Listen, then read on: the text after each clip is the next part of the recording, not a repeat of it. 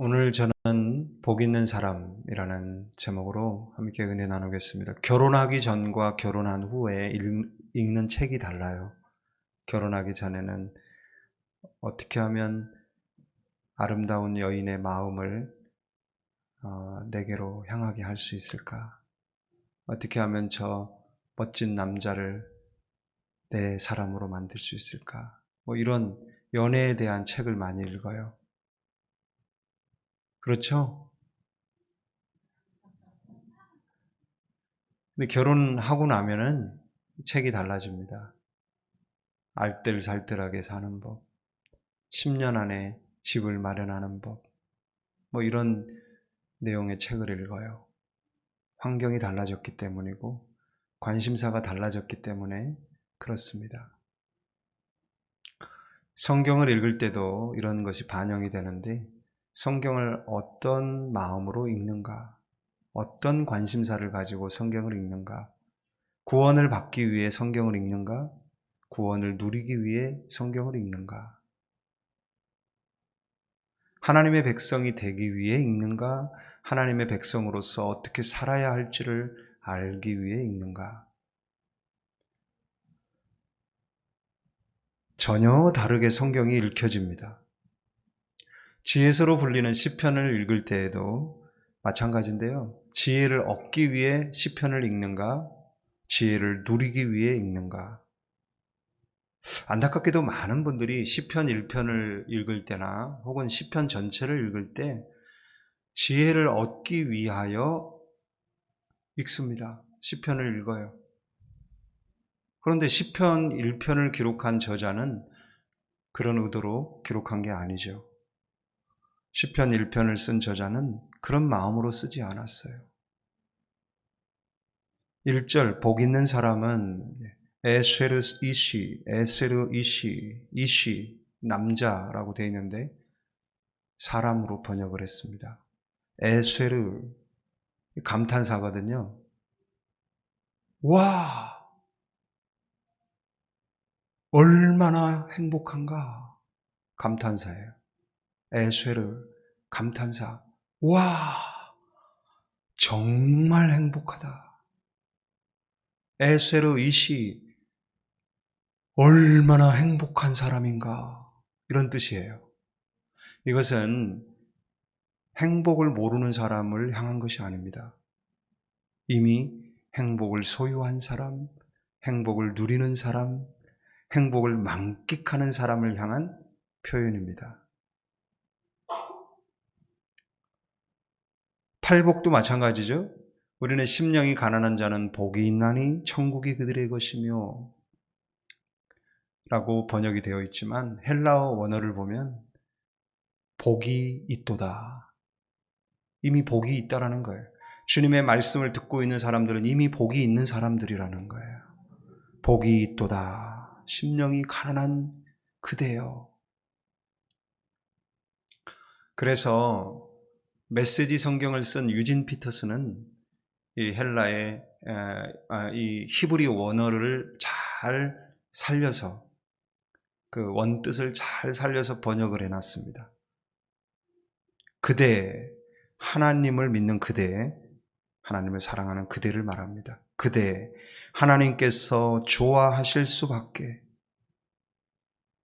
죄악 속으로 들락거리기를 하나 망할 길에 얼씬거리기를 하나 배웠다고 입만 살았길 하나 오직 하나님 말씀에 사로잡혀 밤낮 성경 말씀 곱씹는 그대 에덴에 다시 심긴 나무 달마다 신선한 과실 맺고 잎사귀 하나 지는 일 없이 늘 꽃 만발한 나무라네. 할렐루야. 제가 요즘 종종 묵상하는 성경 말씀이 있어요. 다 같이 읽어볼까요? 시작. 이는 하늘이 땅보다 높음같이 내 길은 너희 길보다 높으며 내 생각은 너희의 생각보다 높음이니라. 아멘. 하나님은 하늘에 계신 분으로서 땅을 내려다 보시잖아요. 높은 곳에서 내려다 보시잖아요. 그러니 얼마나 그 보이는 게 넓게 많이 보이겠습니까? 높은 곳에서 내려다 보이니 얼마나 넓게 많이 보이겠습니까? 중요한 건 임마누엘이에요. 이 하나님이 우리와 함께 하세요. 우리는 이 하나님과 함께 하는 사람들, 하나님과 함께 할수록, 하나님을 알아갈수록 우리의 생각은 하늘로 올라가는 거죠. 높은 곳으로 올라가는 거죠. 성숙을 지향한다, 올라간다라는 거예요. 우리가 위로 올라갈수록 영성이, 믿음이 올라갈수록 우리가 내려다보는 것이 더 많아지고 넓어지고 더 커져 보입니다. 땅에서만 살던 우리의 생각이 하나님으로 인하여 생각하기 시작할 때, 하나님과 같은 생각을 하기 시작할 때 점점 영적으로 신령해질수록 올라가는 거예요. 하늘이 땅보다 높음같이 올라갈수록 보이는 게 더 많아요. 이해의 폭이 넓어져요. 범위가 넓어져요. 사람을 볼 때도 예전에는 좁게 봤어요. 선입견으로 봤어요. 그러나 우리의 믿음이 성장할수록, 하나님을 닮아갈수록 점점 그 사람에 대해 넓게 봅니다. 많이 봅니다. 크게 봅니다. 왜 그렇죠? 우리의 생각이 하늘을 향해 올라가 있기 때문입니다. 그런데 반대로 더 작아지고 좁아지면 어떻게 하나요? 잘못된 거죠.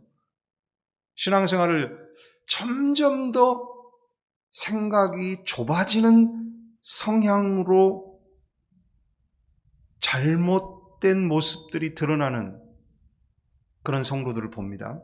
자, 복 있는 사람이 되려면 어떻게 하지? 복 있는 사람이 되려면 조심할 게 많아. 악인들의 꾀, 죄인들의 길, 오만한 자의 자리, 그런데 참여하면 안 돼. 이것도 안 되고 이것도 안 돼. 조심해야 돼. 조심해야 돼. 조심해야 돼. 점점 움츠러들어요. 조심조심, 살금살금, 엉금엉금 지레밭 지나가는 심정으로 기어가듯 신앙생활합니다. 자유가 있나요? 행복이 있어요? 얼굴에는 긴장감이 더 역력하고 심장은 더 쪼그라지고 어떻게 하면 실수 안 할까? 어떻게 하면 조심할까? 자유와 행복과는 거리가 먼 모습입니다.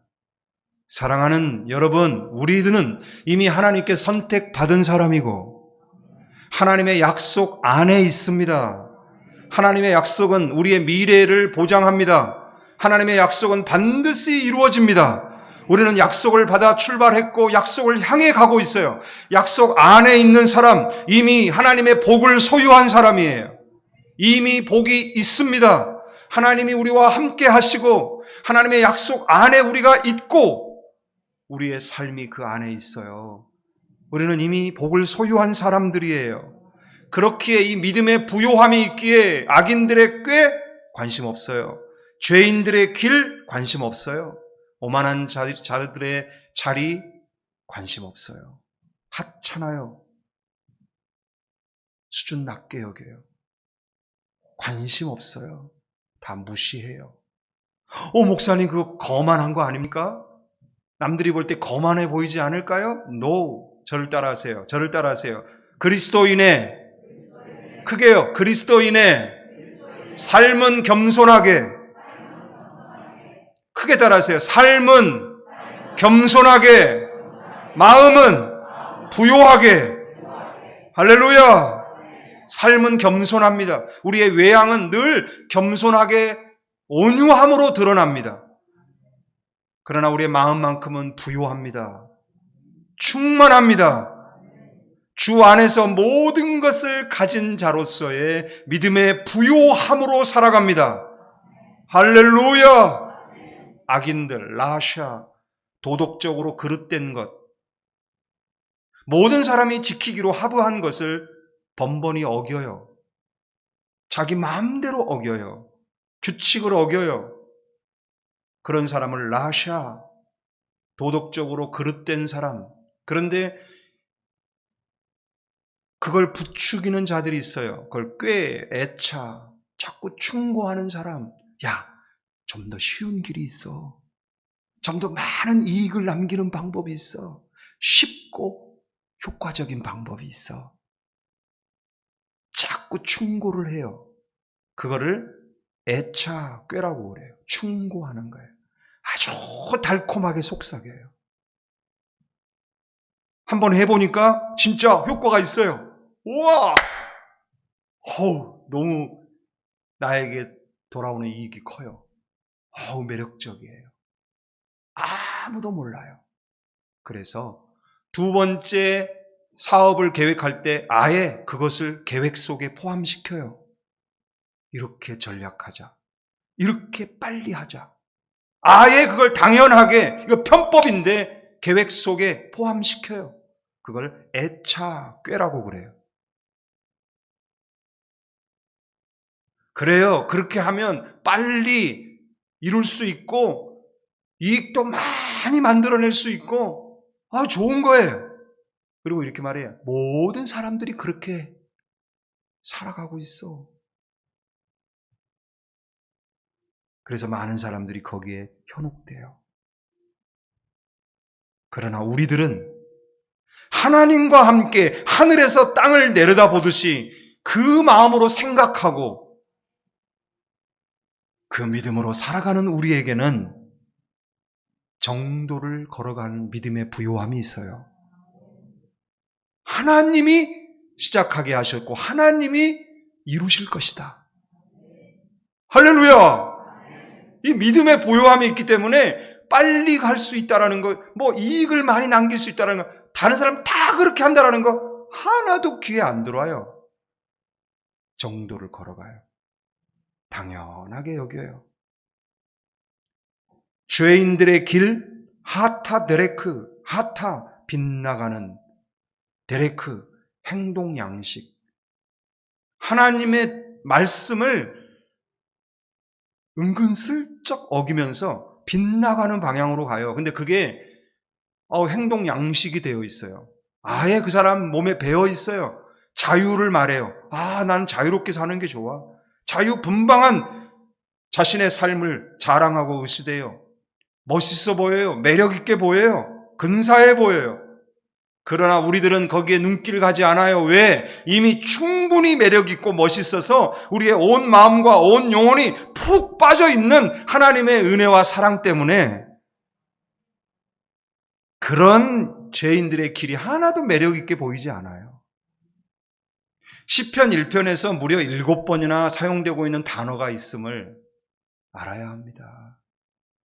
어떻게 보면 시편은 지혜서기 때문에 계명과 율법과 규례와 법규의 총합체라고 할 수 있어요. 성격, 특징을 말해준다고 할 수 있어요. 그 시편 중에 1편은 주제 성구와 같은 의미를 지니고 있는 시입니다. 근데 이 시편에서 제일 많이 사용하는 단어가 뭘까요? 율법 2번밖에 나오지 않아요. 뭘까요?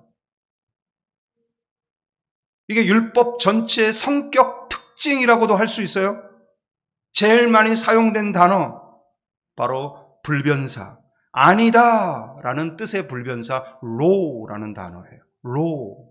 자, 1절을 보면 아니하며 아니하며 아니하고, 3절 아니함 같으니, 4절 아니함이요, 5절 못하며 못하리로다. 같은 단어예요. 로라는 단어가 계속 쓰여지고 있어요. 여러분, 가장 지혜로운 사람이 누군 줄 알아요? 복 있는 사람이 누군 줄 알아요? 안 해야 할 것을 안 하는 사람이에요.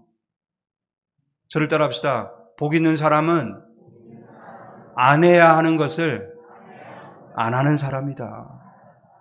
율법 613계명 중에 무려 365개가 하지 말라라는 거예요. 하지 말라라는 것만 안 해도 613개의 60%를 지키는 것이 돼요. 365일 매일매일 우리가 신경 써야 할 것은 안 하는 거예요. 하지 말라는 거 안 하는 거예요. 주님의 삶의 최고의 능력이 뭔지 아세요? 겸손, 온유, 병자를 치유하고 귀신을 내쫓는 능력? No! 주님의 사역이 시작될 때부터 끝날 때까지 계속 그 삶 속에 흐르고 있는 주님의 삶의 특징, 인격의 성품의 특징, 절제예요. 당신의 신성을 드러냈으면 얼마나 더 효과적으로, 얼마나 더 빠른 시간 안에, 얼마나 더 강력한 구원의 열매를 맺겠습니까? 그러나 주님은 끝까지 하지 않으세요. 당신의 신성을 사용하지 않아요. 절제합니다. 아니해야 할 것을 아니하는 것. 이게 지혜로운 그리고 복 있는 사람의 모습입니다. 돌아봅시다. 우리가 하나님 앞에 죄 지었을 때, 회개할 때 반성하기 위해 다시는 같은 데 짓지 않기에 돌아보잖아요. 어디서부터 이 죄가 시작됐지 보면 하지 말아야 할 것을 했을 때,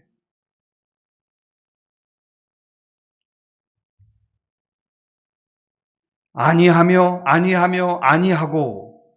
성공합시다. 우리 모두 아니해야 할 것을 아니하는 삶을 삽시다. 근데 늘 아니할 것만 신경 쓰다 보면 신경쇠약 걸려요. 숨막혀서 살 수가 없어요. 이것도 안 해야 되고 저것도 안 해야 되고, 어휴, 지뢰밭 걷는 것 같이. 그러니까 신앙생활이라는 것은 애초부터 우리 힘으로는 불가능한 거예요. 우리 힘으로 구원받는 것도, 우리 힘으로 구원을 지키는 것도 불가능하다고요. 그래서 여호와를 요라고 그래요. 이름에 요자가 들어가면 그건 여호와를 말해요. 여호와는 거룩하시다. 요엘 선지자가 뭘 외쳤습니까? 다 같이 읽어봐요. 시작. 그 후에 내가 내 영을 만민에게 부어주리니. 아멘. 요엘 선지자의 핵심 메시지예요. 신약 교회를 열고 사도행전을 열었던 사도 베드로가 최초로 한 설교 중에 가장 강조한 게 뭐예요? 다 같이 읽어봐요. 시작. 하나님이 말씀하시기를 말세 내가 내 영을 모든 육체에 부어주리니.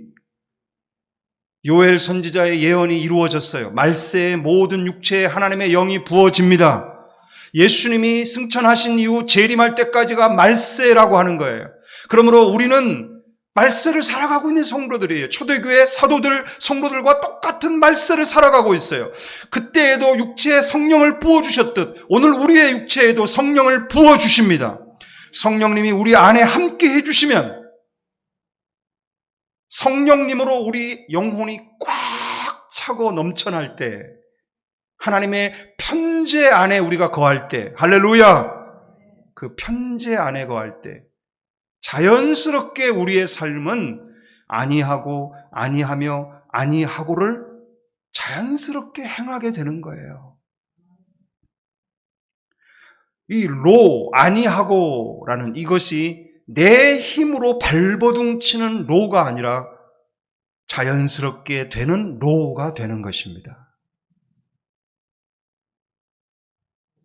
우리 안에 성령으로 계신 하나님을 우리가 인식할 때, 그 하나님과 온전한 연합을 이룰 때, 이런 성찬 예식을 통하여 우리의 눈에 보이고 손에 잡히는 물체로서 떡과 포도주를 대할 때 영적으로 주님의 살을 먹는 것처럼, 주님의 피를 마시는 것처럼 생각하며 주님과 더욱 하나 되는 경험을 합니다.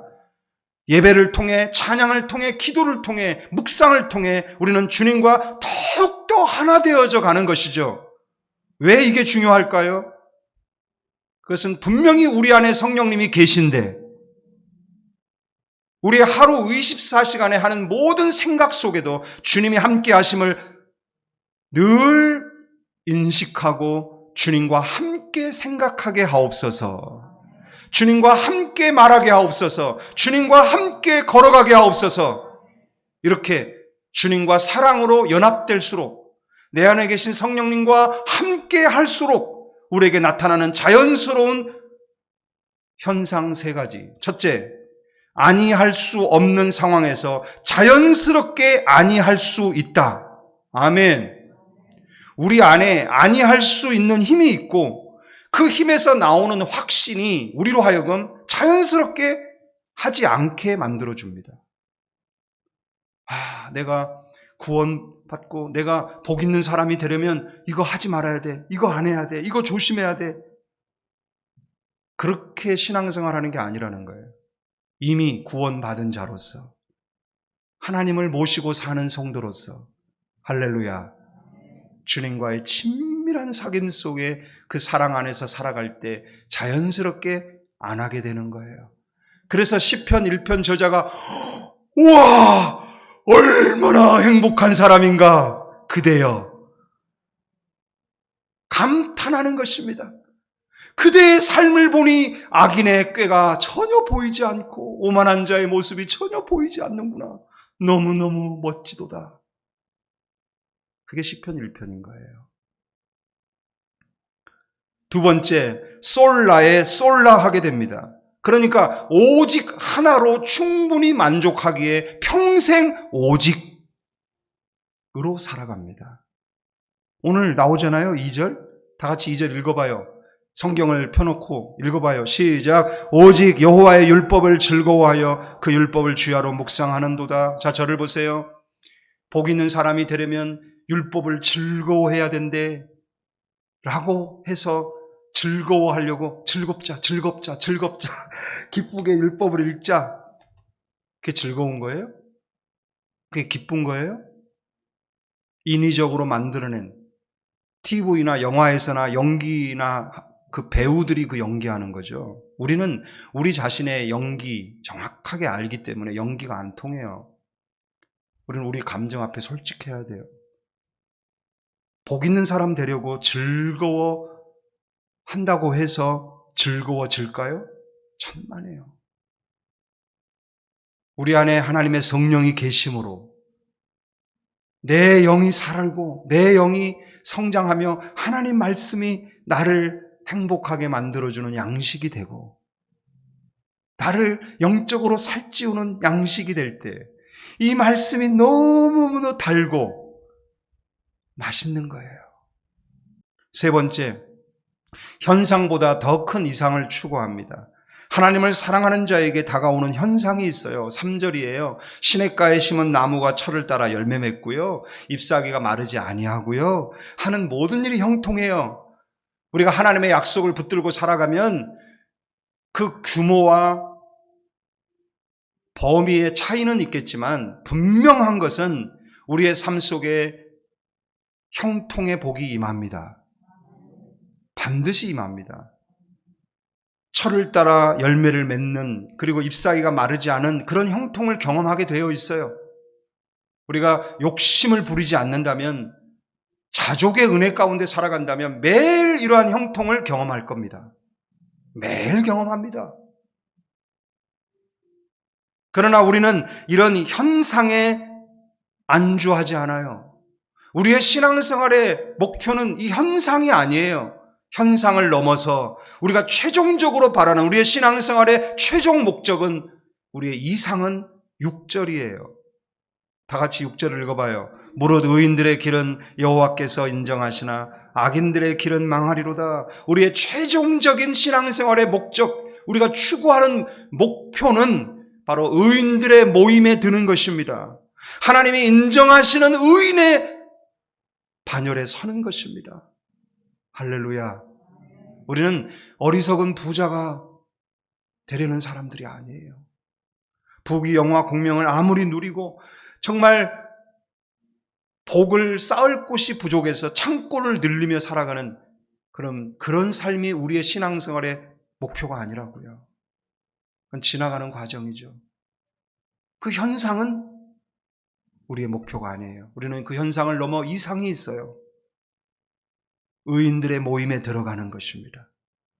더 높은 이상을 추구하며 나아갑니다. 할렐루야.